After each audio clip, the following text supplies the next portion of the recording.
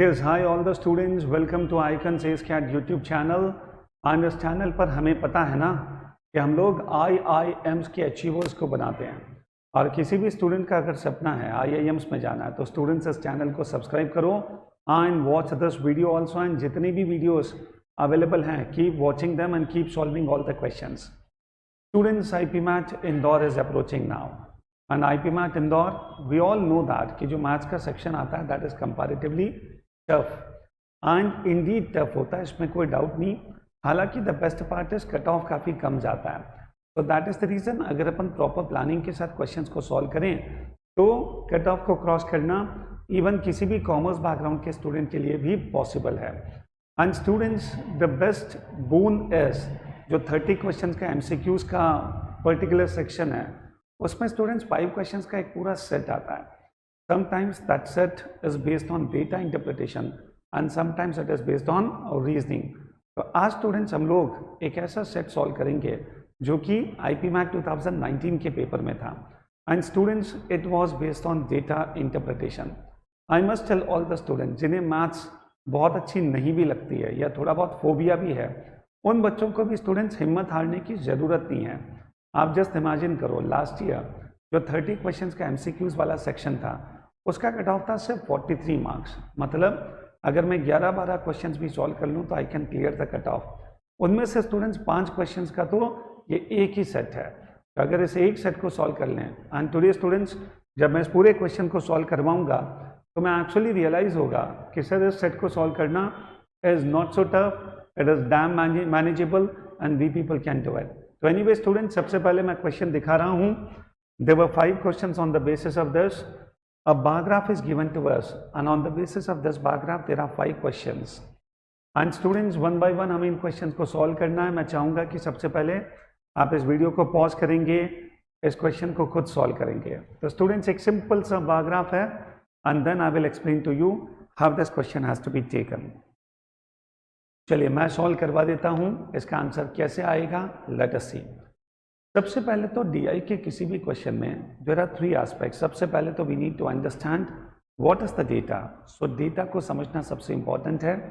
Second, we need to understand the question, and then students the third is the calculation part.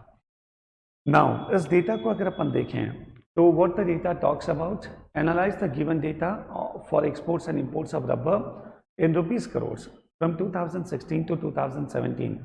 Sorry, it has to be 2006 to 2017, and answer the questions based on the analysis. तो students 6 से लेकर 17 तक exports और imports दोनों के पास हैं. तो ये जो डार्क वाला है that becomes the exports, and the second one is the imports. सबसे अच्छी बात इस क्वेश्चन की ये है कि डेटा को समझने में बहुत ज़्यादा टाइम इन्वेस्ट नहीं होता. बड़ा सिंपल सा, within few seconds we can understand what this data talks about.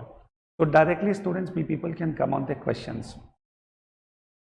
So the question says average annual exports for the given period 2006 to 17 was approximately.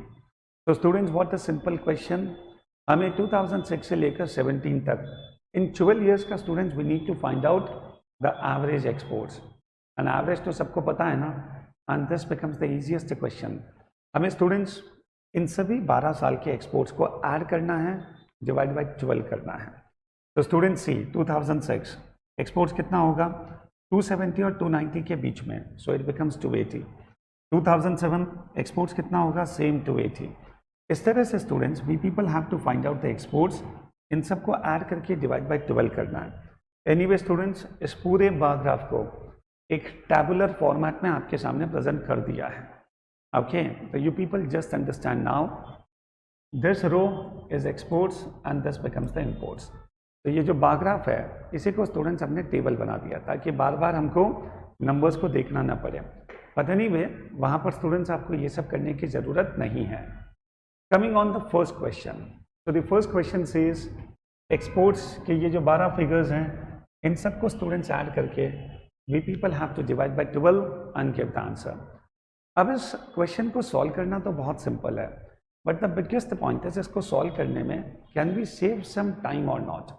मैं कई बार स्टूडेंट्स को देखता हूँ, they write down all the numbers and then they keep adding all the numbers. Data इस तरह से करेगा ना तो बस ही मिस हो जाएगी। तो व्हाट कैन बी डन, या तो ओरली ऐड करना स्टार्ट करो। वैसे भी स्टूडेंट जो पीपल कैन सी सारे नंबर्स जो हैं वो 200, 220, 210 इसी तरह के हैं। तो एक काम करते हैं, सीधे 200 इंटू 12, तो 2400 तो हो ही गया। अब इसके बाद स्टूडेंट्स कितना एड ऑन और है, लेट अस टेक दैट। तो 80, 80, 160, 190, 200, 220, 230 एंड 250। तो students the total number is 2400 plus 250। तो अगर मैं इसे सॉल्व करता हूँ 2650 डिवाइडेड बाई 12, तो come on tell me which is the closest answer? Yes, the closest answer is 220, isn't it? Absolutely. चलिए स्टूडेंट्स आगे बढ़ते हैं। Let us take the second question now. सबसे पहले पॉज करो, आप खुद इसे सॉल्व करने की कोशिश करो। The percentage decline in exports during the period 2006 to 11 is more than the percentage decline in exports during 2012 to 17 by approximately. Now, possibly students पहली बार इस क्वेश्चन को पढ़ के ऐसा लगा होगा कि this question is quite confusing. Indeed, percentage का कोई भी क्वेश्चन आ जाए, सबसे पहले तो you people have to understand that question properly. और एक बार में समझ में नहीं आया, बेटा 2 बार पढ़ ले। और पूरा सेंटेंस अगर थोड़ा सा लंबा है तो उसको बिट्स एंड पीसेस में करके पढ़ना स्टार्ट करो। चलो इस क्वेश्चन को मेरे साथ सॉल्व करें। The percentage decline in exports during the period 2006 to 11.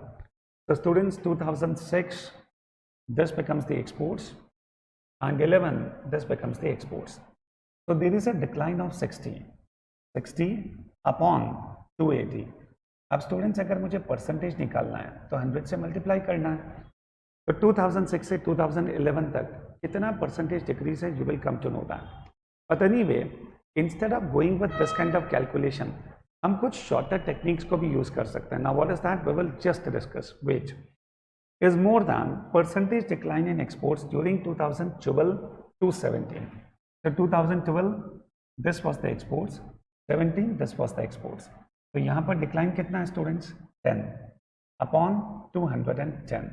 Percentage निकालना है तो क्या करना पड़ेगा, 100 से मल्टीप्लाई।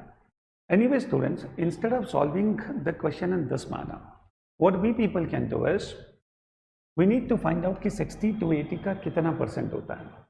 आप सभी स्टूडेंट्स इस बात को ध्यान में रखो, कोई भी नंबर है फॉर एग्जांपल, अगर मुझे उसका 10% निकालना है, ओके, जैसे मैं आपसे पूछता हूँ व्हाट इज 10% ऑफ 300, तो you people have to understand it is just 30। कैसे, एक डिजिट के बाद पॉइंट लगा दो, that becomes 10%। All the students do understand, किसी भी नंबर का 10% निकालना है, एक डिजिट के बाद पॉइंट लगा दो, दैट बिकम्स 10%। और अगर कोई मुझसे पूछे कि व्हाट इज 1% ऑफ 300, तो स्टूडेंट्स अंडरस्टैंड, 2 डिजिट्स के बाद पॉइंट लगा दो, दैट बिकम्स 1%। तो 1% of 300 that becomes how much, 3। तो इन दिस मैनर हम कैलकुलेशन को थोड़ा सा इजी कर सकते हैं। नाउ सी, हमें पता करना है कि 60 is what percent of 280। Let us do one thing, 280 का 10% कितना होता है, यस 10% इज 28, ओके। तो स्टूडेंट्स 20% कितना होगा, यस डबल ऑफ दिस, तो दिस बिकम्स 56। अब स्टूडेंट सोचो कितना कम करना था, 60, 20% इज 56, तो लगभग मुझे लगता है 21 से 22% के आसपास। This becomes the decline from 2006 to 2011। Now coming on 2012, 210 it has become 200, कितना कम हुआ, 10। Now we people have to find out 10 is what percent of 210? तो 210 का 10% कितना होगा, 21, isn't it? तो if 10% is 21, okay, तो मुझे तो सिर्फ 10 चाहिए because 10 डिक्रीज हो रहा है। तो absolutely students we can take 5%, इसका 5% मतलब हाफ, तो that becomes close to 10.5। तो स्टूडेंट्स अंडरस्टैंड, अगर मैं 210 को 200 बना देता हूँ, 10 डिक्रीज होता है, तो 10 is close to 5% of 210. So students, here the decrease is 5% and here the decrease is close to 21 और 22% के बीच का कोई फिगर। बहुत एग्जैक्टली निकालने की ज़रूरत भी नहीं है। और वैसे भी स्टूडेंट्स, अगर मैं ऑप्शंस को कंपेयर करूंगा, options are very far away. One piece of advice to all the students, DI का कोई भी क्वेश्चन सॉल्व करो ना, क्वेश्चन पढ़ने के बाद सबसे पहले ऑप्शंस देखो। अगर ऑप्शंस बहुत ज़्यादा क्लोज हैं, तब जाकर हमें उस क्वेश्चन को बहुत माइन्यूटली, प्रॉपरली, एग्जैक्टली सॉल्व करना है। अदरवाइज तो students have the leverage, approximation करो जितना कर सकते हो। तो स्टूडेंट्स अगर मैं 21 में से 5 को माइनस कर दूं तो इट बिकम 16, तो मेरा आंसर होगा 16.5। वापस से समझना what the question says, the decrease which is there from 2006 to 11, the decrease which is there from 2012 to 17, इन दोनों के परसेंटेज डिक्रीज का डिफरेंस बताना है। तो here it is 21 point something percent, here it is 5, तो दोनों का डिफरेंस कितना होगा 16.5, isn't it? So yes, this becomes the right answer. And moreover students, ये जो परसेंटेज का कैलकुलेशन है ना, इसे भी हमें मास्टर करना है। आने वाले दिनों में स्टूडेंट्स ऐसे बहुत सारे वीडियोस हम बनाएंगे वेयर डेटा इंटरप्रिटेशन में कैसे शॉर्ट ट्रिक्स को अपन यूज कर सकते हैं, we will discuss that. And moreover Ankit sir के मैथ्स के वीडियोस तो चल ही रहे हैं, आप उन्हें जरूर देखते रहें। Coming on students, the next question, The maximum difference between imports and exports is what the question it is। इससे आसान कोई क्वेश्चन पूछा जा सकता है? Not at all। ऐसा लगता है स्टूडेंट्स इस क्वेश्चन को देखकर ये सॉरी आईपी मैथ इंदौर के लेवल का क्वेश्चन नहीं है, ये आईपी मैथ रोहतक के लेवल का क्वेश्चन है। तो स्टूडेंट्स डिफरेंस सबसे ज़्यादा कहाँ है, कंपेयर करना स्टार्ट कर दो। This is exports and this is imports, and मुझे लगता है ये जो डिफरेंस है सबसे ज़्यादा है 120 का। So students, I think the correct answer is 120, absolutely। Coming on question number 4, balance of trade is defined as imports subtracted from exports. Which of the following blocks of 3 years has witnessed the largest average negative balance of trade? Now students, you people try to understand, exports minus imports, this becomes balance of trade। अब students देखो, अगर exports imports से ज़्यादा हुआ तो balance of trade हमेशा positive होगा, और अगर एक्सपोर्ट्स इंपोर्ट से कम हुआ तो बैलेंस ऑफ ट्रेड हमेशा नेगेटिव होगा। हमसे पूछा जा रहा है स्टूडेंट्स, ये जो 4 ऑप्शंस हैं, इस ऑप्शन में average balance of trade, negative balance of trade सबसे हाईएस्ट कहाँ पर है? तो सबसे पहले तो स्टूडेंट्स इस क्वेश्चन को सॉल्व करने का बेस्ट तरीका, 1 by 1 we people have to take the options and we need to do the necessary calculations. But students hold on, इसमें बहुत ज़्यादा कैलकुलेशंस करने की ज़रूरत है नहीं। चलो क्या करना है मैं बताता हूँ।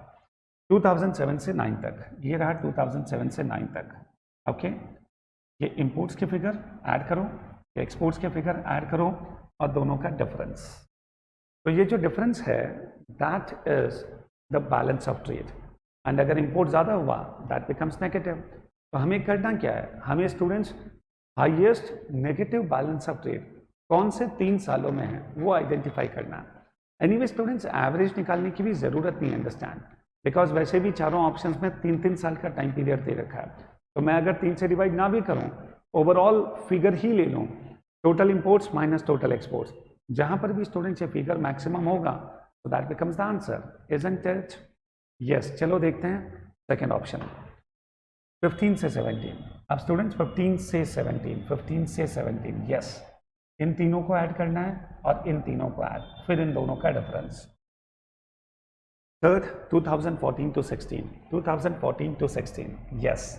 अब स्टूडेंट्स यहाँ पर you people have to take these 3 and these 3, वापस से डिफरेंस। एंड फोर्थ 2010 से लेकर 12 तक, तो 2010 से लेकर 12 तक इन तीनों और इन तीनों का सम। वैसे स्टूडेंट्स क्या लगता है, which option is the best one? अगर मेरे पास बहुत ज़्यादा टाइम नहीं है कि सर मैं ये सब एडिशन करके चेक करूं, आई थिंक थोड़ा बहुत फिगर्स को देखकर गेस करने की हैबिट भी डेवलप करो। और स्टूडेंट्स, ये जो अप्रॉक्सीमेशन है, ये जो गेसिंग है, उसे डरो मत, understand. Now see students, try to understand, यहाँ इंपोर्ट्स 110 ज़्यादा है, यहाँ पर 70 ज़्यादा है, और यहाँ पर स्टूडेंट्स आप देखो इट इज़ 110 मोर। तो मुझे लगता है ये जो 3 साल का पीरियड है, यहाँ पर स्टूडेंट्स इंपोर्ट्स का फिगर एक्सपोर्ट से ज़्यादा होगा। चलो यहाँ पर भी देख लेते हैं, ठीक है सर, यहाँ पर 120 ज़्यादा है, यहाँ पर 110 ज़्यादा है, बट यहाँ पर स्टूडेंट्स आप देखो ओनली 30। एंड अगर इन तीनों पीरियड्स को भी देखना है, आई गेस 2015 से 17 तो वैसे भी नहीं होगा, बिकॉज 250, 220, 240, 200 इनमें बहुत ज़्यादा गैप है नहीं। तो मुझे लगता है स्टूडेंट्स यहाँ पर जो बेस्ट आंसर होगा, अगर बहुत डीप कैलकुलेशन ना भी करें, we people can take a risk here, and that is on the fourth option. चलो चेक करते हैं क्या आंसर है। Indeed fourth option is the right answer. तो ऑल द स्टूडेंट्स इस तरह से गेस करने की हैबिट डालो। ऐसा मत करो कि सभी को ऐड करना स्टार्ट करें, माइनस करना स्टार्ट करें। सीधा डिफरेंस का असेसमेंट करोगे तो भी क्वेश्चन सॉल्व हो जाएगा। And now students, coming on the last question, the percentage increase in imports over the previous year is maximum during. Now see students, to get the correct answer here, we people have to go option by option. हमें students बताना है किस साल में जो percentage increase है imports का वो मैक्सिमम था। तो यहाँ पर बेस्ट तरीका है one by one we people have to take the options and give the answer. चलिए कमिंग ऑन सॉल्व करते हैं 2009 से लेकर 10 तक।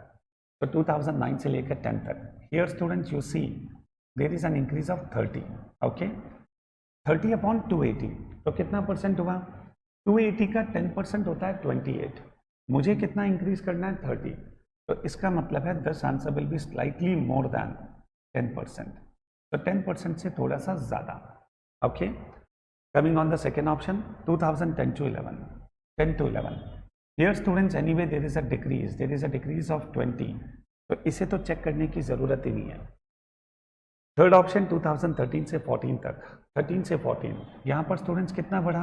20 बढ़ा अपॉन 300, अब 300 का 10% होता है 30 और मुझे कितना बढ़ाना है? 20, तो इसका मतलब है जो परसेंटेज इंक्रीज है that will be less than 10%, isn't it?